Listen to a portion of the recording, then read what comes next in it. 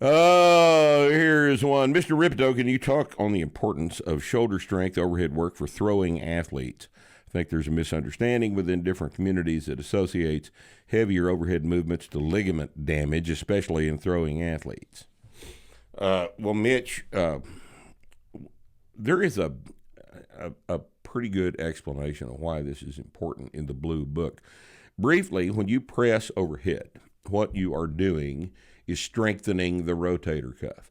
Now, our friends in the physical therapy community have impressed upon everyone who will listen that since the rotator cuff, since 3 of the 4 muscles that are considered to be the components of the rotator cuff are external rotators, they have decided that the only way to strengthen the external rotators in the rotator cuff, those muscles, comprising the muscles that coalesce into the rotator cuff tendon on the head of the humerus, they have impressed upon us that we must do external rotator stuff to strengthen the external rotators. And this is not true. The external rotators are not slack in an overhead press. They're tight as well because external rotation is not the only function of that group of muscles. This is an interesting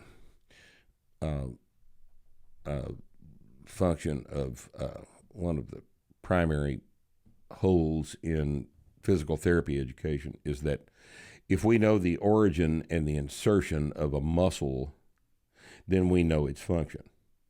And it's possible to state that the supraspinatus is an external rotator of the shoulder.